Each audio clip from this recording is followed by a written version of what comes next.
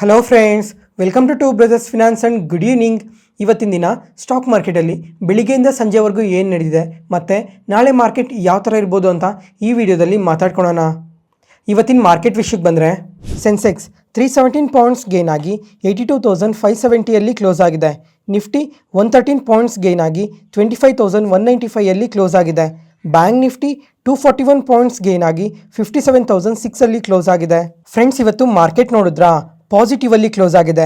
Nifty, Sensex, bank ನಿಫ್ಟಿಗಿನ್ನ mid and small caps ನೋಡಿಕೊಂಡ್ರೆ nearly 1%ವರೆಗೂ ಪಾಸಿಟಿವ್ ಅಲ್ಲೇ ಕ್ಲೋಸ್ ಆಗಿದೆ.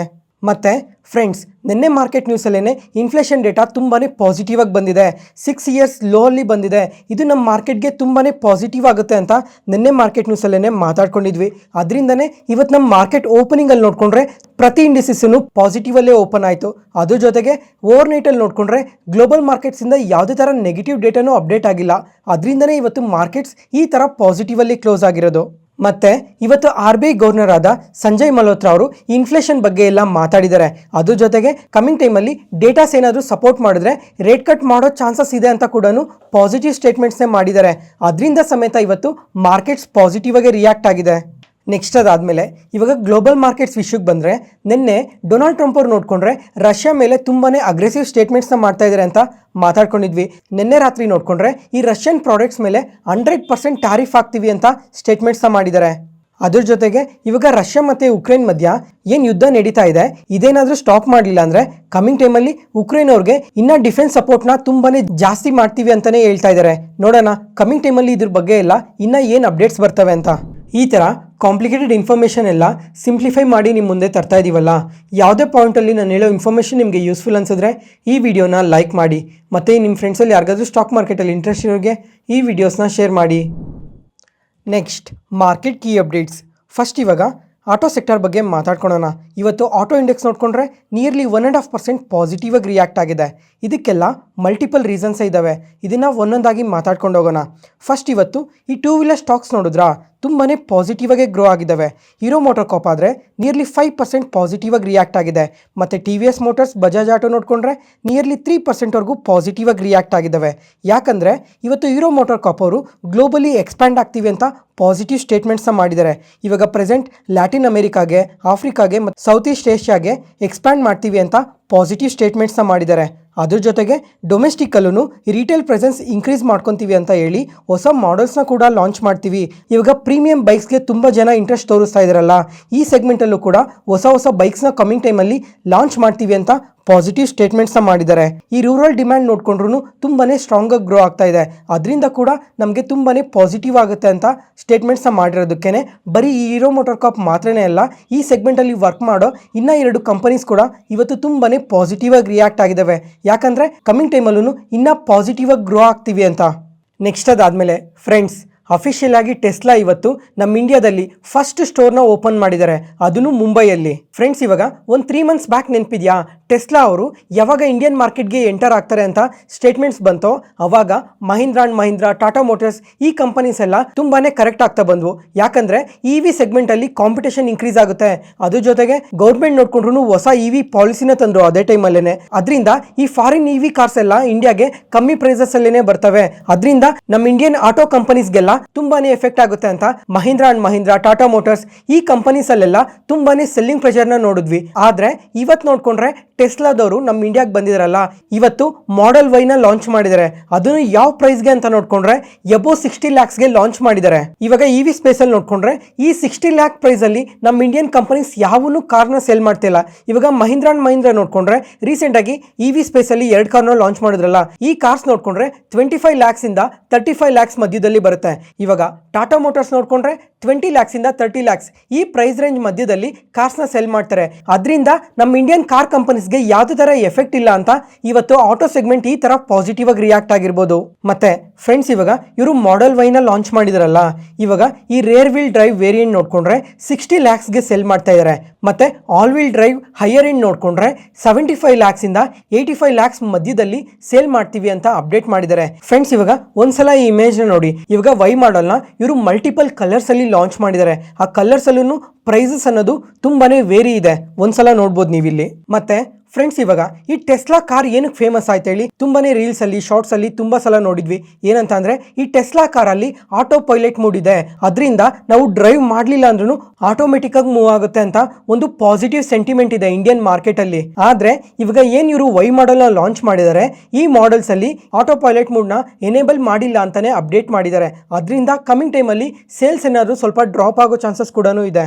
ಮತ್ತೆ ಫ್ರೆಂಡ್ಸ್, ಈ ಸೆಲ್ಫ್ ಡ್ರೈವಿಂಗ್ ಫೀಚರ್ ನ ಈ ಮಾಡೆಲ್ ಅಲ್ಲಿ ಇನ್ಕ್ಲೂಡ್ ಮಾಡಿಲ್ಲ ಅಂತ ಮೆನ್ಷನ್ ಮಾಡಿದ್ದೆ ಅಲ್ಲ.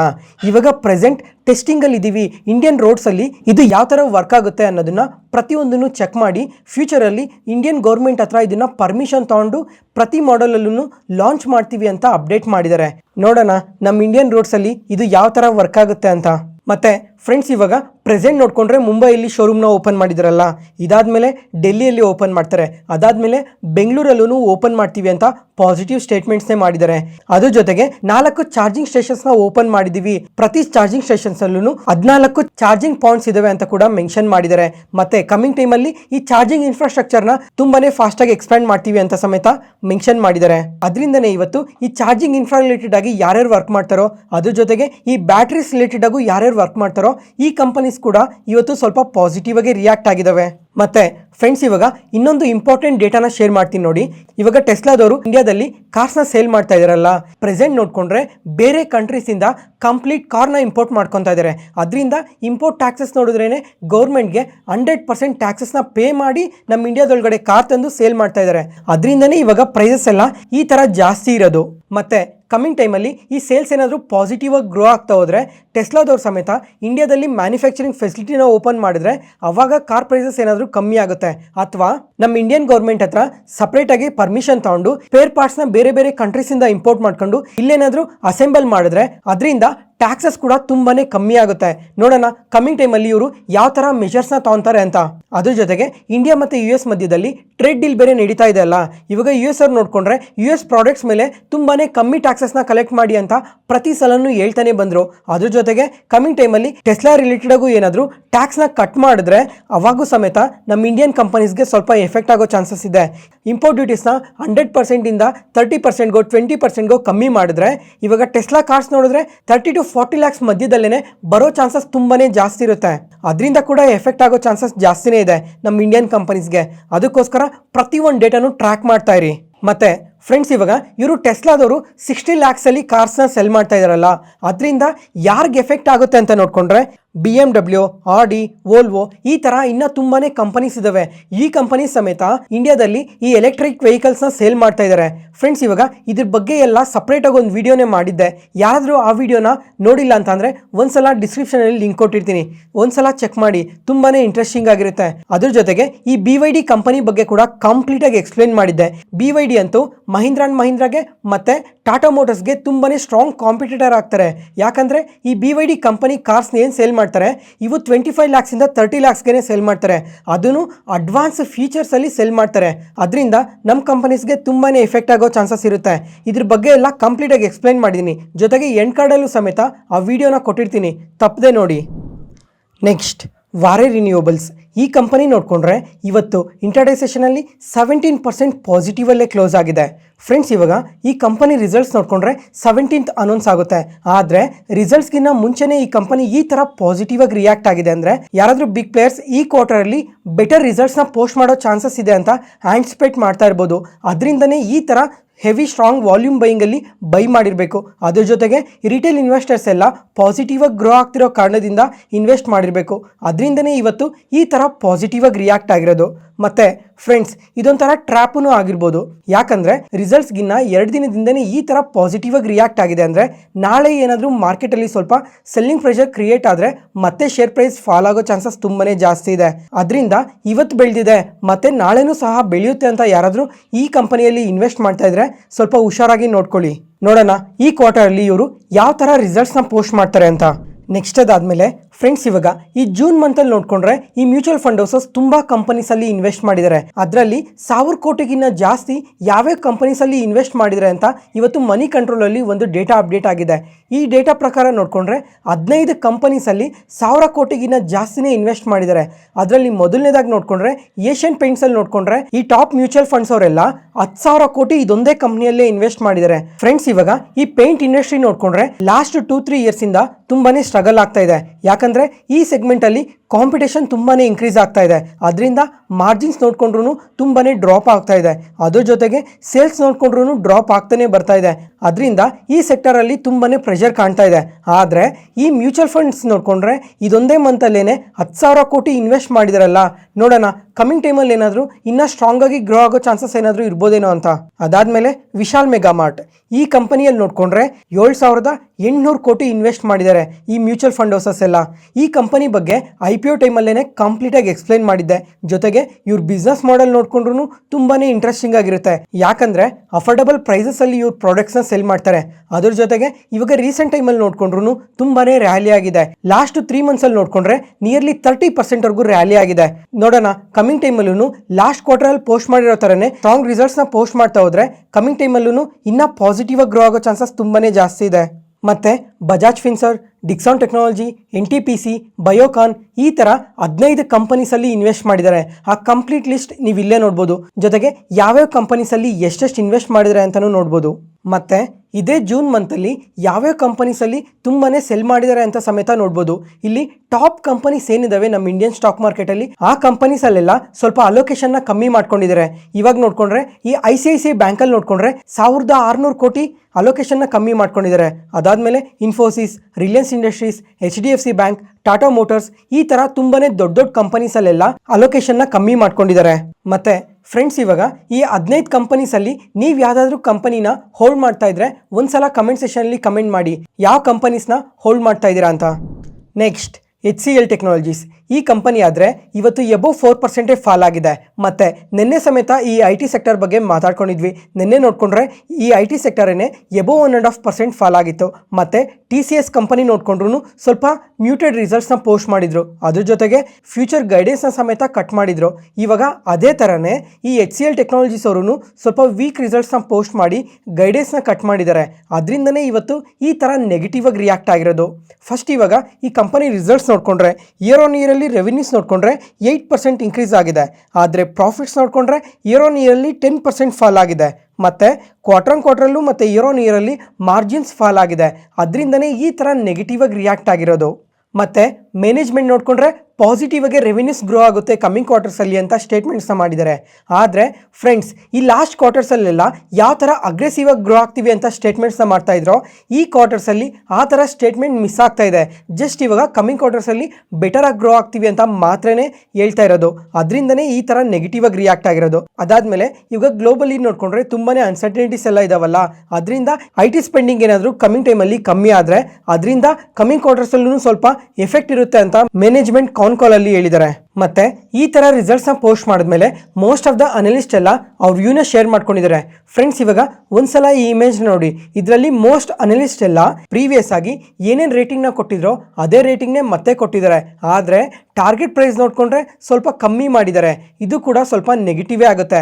ಅದ್ರ ಜೊತೆಗೆ ಇವಾಗ ಈ IT ಸೆಕ್ಟರ್ ನೋಡ್ಕೊಂಡ್ರೆ ಲಾಸ್ಟ್ 3-4 ಡೇಸ್ ಇಂದ ಕಂಟಿನ್ಯೂಸ್ ಆಗಿ ಕರೆಕ್ಟ್ ಆಗ್ತಾನೆ ಬರ್ತಾ ಇದೆ. ಮತ್ತೆ ಇವಾಗ TCS ರಿಸಲ್ಟ್ಸ್ ಪೋಸ್ಟ್ ಮಾಡಿದೆ, HCL ಟೆಕ್ನಾಲಜೀಸ್ ರಿಸಲ್ಟ್ಸ್ ಪೋಸ್ಟ್ ಮಾಡಿದೆ.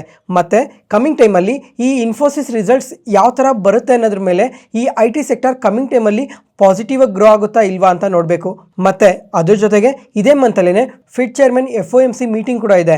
ಈ ಮೀಟಿಂಗಲ್ಲಿ ಏನಾದರೂ ರೇಟ್ ಕಟ್ ಮಾಡಿದ್ರೆ ಅದು IT ಸೆಕ್ಟರ್ಗೆ ಪಾಸಿಟಿವ್ ಆಗುತ್ತೆ. ಇಲ್ಲ ಅಂತ ಅಂದರೆ ಕಮಿಂಗ್ ಟೈಮಲ್ಲೂ ಸ್ವಲ್ಪ IT ಸೆಕ್ಟರಲ್ಲಿ ಸೆಲ್ಲಿಂಗ್ ಪ್ರೆಷರ್ನ ನೋಡೋ ಚಾನ್ಸಸ್ ಜಾಸ್ತಿನೇ ಇದೆ. ನೋಡೋಣ ನೆಕ್ಸ್ಟ್ ಇನ್ಫೋಸಿಸ್ ರಿಸಲ್ಟ್ಸ್ ಯಾವ ಥರ ಬರುತ್ತೆ ಅಂತ. ನೆಕ್ಸ್ಟ್ ತೇಜಸ್ ನೆಟ್ವರ್ಕ್, ಈ ಕಂಪನಿನೂ ಅಷ್ಟೇ ನೆನ್ನೆ ರಾತ್ರಿ ಕ್ವಾರ್ಟರ್ಲಿ ರಿಸಲ್ಟ್ಸ್ನ ಪೋಸ್ಟ್ ಮಾಡಿದ್ದಾರೆ. ಮತ್ತು ಇವರಾದರೆ ಕಂಟಿನ್ಯೂಸ್ ಆಗಿ ಲಾಸ್ಟ್ 3 ಕ್ವಾರ್ಟರ್ಸಿಂದನೂ ವೀಕ್ ರಿಸಲ್ಟ್ಸ್ನ ಪೋಸ್ಟ್ ಮಾಡ್ತಾನೆ ಬರ್ತಾ ಇದ್ದಾರೆ. ಅದರಿಂದನೇ ಇವತ್ತು ಇಂಟ್ರಾಡೇ ಸೆಷನಲ್ಲಿ ನಿಯರ್ಲಿ 6% ವರೆಗೂ ಫಾಲ್ ಆಗಿರೋದು. ಮತ್ತು ಲಾಸ್ಟ್ 1 ಇಯರಿಂದ ನೋಡ್ಕೊಂಡ್ರು ಎಬೋ 50% ಫಾಲ್ ಆಗಿದೆ. ಇವಾಗ ಫಸ್ಟ್ ರಿಸಲ್ಟ್ಸ್ ಬಗ್ಗೆ ಮಾತಾಡ್ಕೊಳ್ಳೋಣ. ಅದಾದಮೇಲೆ ಈ ಕಂಪನಿ ಯಾಕೆ ಈ ಥರ ಕಂಟಿನ್ಯೂಸ್ ಆಗಿ ಫಾಲ್ ಆಗ್ತಾನೆ ಇದೆ ಅಂತ ಮಾತಾಡ್ಕೊಳ್ಳೋಣ. ಇವಾಗ ಇವ್ರ ರಿಸಲ್ಟ್ಸ್ ನೋಡ್ಕೊಂಡ್ರೆ ಇಯರ್ ಆನ್ ಇಯರ್ ಅಲ್ಲಿ ಇವ್ರ ರೆವಿನ್ಯೂಸ್ ನೋಡ್ಕೊಂಡ್ರೆ 87% ಫಾಲ್ ಆಗಿದೆ. ಇಯರ್ ಆನ್ ಇಯರ್ ಅಲ್ಲಿ ಲಾಸ್ ಲಾಸಸ್ ನೋಡಿಕೊಂಡ್ರೆ 350% ಇನ್ಕ್ರೀಸ್ ಆಗಿದೆ. ಅದರಿಂದನೇ ಈ ಥರ ನೆಗೆಟಿವ್ ಆಗಿ ರಿಯಾಕ್ಟ್ ಆಗಿರೋದು. ಮತ್ತೆ ಇವಾಗ ಪ್ರತಿ ಕ್ವಾರ್ಟರ್ಲ್ಲೂ ಯಾಕೆ ಈ ಥರ ವೀಕ್ ರಿಸಲ್ಟ್ಸ್ನ ಪೋಸ್ಟ್ ಮಾಡ್ತಾ ಇದ್ದಾರೆ, ಇದರಿಂದ ಏನೇನು ರೀಸನ್ಸ್ ಇದಾವೆ ಅಂತ ನೋಡಿಕೊಂಡ್ರೆ ಇವಾಗ ಆರ್ಡರ್ ಬುಕ್ಕಲ್ಲೂ ಸ್ವಲ್ಪ ಸ್ಲೋ ಗ್ರೋತ್ ಇದೆ. ಮತ್ತೆ ಎಕ್ಸಿಕ್ಯೂಷನ್ ನೋಡಿಕೊಂಡ್ರೆ ಕಂಟಿನ್ಯೂಸ್ ಆಗಿ ಡಿಲೇ ಆಗ್ತಾನೆ ಬರ್ತಾ ಇದೆ. ಅದು ಕೂಡ ಒಂದು ನೆಗೆಟಿವ್ ಡೇಟಾ ಪಾಯಿಂಟ್ ಆಗುತ್ತೆ. ಅದಾದ್ಮೇಲೆ ಈ ಟೆಲಿಕಾಂ ಎಕ್ವಿಪ್ಮೆಂಟ್ಸ್ ರಿಲೇಟೆಡ್ ಆಗಿ ಗೌರ್ಮೆಂಟ್ ಸ್ಪೆಂಡಿಂಗ್ ನೋಡ್ಕೊಂಡ್ರು ತುಂಬಾನೇ ಕಮ್ಮಿ ಆಗಿದೆ. ಈ ಓವರ್ ಆಲ್ ಎಲ್ಲಾ ರೀಸನ್ಸ್ ಇಂದಾನೆ ಇವಾಗ ಈ ಕಂಪನಿ ಈ ತರ ಪ್ರತಿ ಕ್ವಾರ್ಟರ್ ಸ್ವಲ್ಪ ವೀಕ್ ರಿಸಲ್ಟ್ಸ್ ನ ಪೋಸ್ಟ್ ಮಾಡ್ತಾ ಬರ್ತಾ ಇರೋದು. ನೋಡೋಣ ಕಮಿಂಗ್ ಕ್ವಾರ್ಟರ್ಸ್ ಅಲ್ಲಿ ಏನಾದ್ರು ಆರ್ಡರ್ ಬುಕ್ ಇನ್ಕ್ರೀಸ್ ಆಗೋದಾಗ್ಲಿ ಅಥವಾ ಗೌರ್ಮೆಂಟ್ ಸ್ಪೆಂಡಿಂಗ್ ಏನಾದ್ರು ಇನ್ಕ್ರೀಸ್ ಆದ್ರೆ ಬೆಟರ್ ಆಗಿ ಗ್ರೋ ಆಗೋ ಚಾನ್ಸಸ್ ಏನಾದ್ರು ಇರ್ಬೋದೇನೋ ಅಂತ. ನೆಕ್ಸ್ಟ್ ಅದಾದ್ಮೇಲೆ ಟಾಟಾ ಟೆಕ್ನಾಲಜೀಸ್ ಈ ಕಂಪನಿ ಬಗ್ಗೆ ಮಲ್ಟಿಪಲ್ ಟೈಮ್ಸ್ ಮಾತಾಡ್ಕೊಂಡಿದ್ವಿ. ಮತ್ತೆ ಇವರು ಸಹ ಕ್ವಾರ್ಟರ್ಲಿ ರಿಸಲ್ಟ್ಸ್ ನ ಪೋಸ್ಟ್ ಮಾಡಿದ್ದಾರೆ.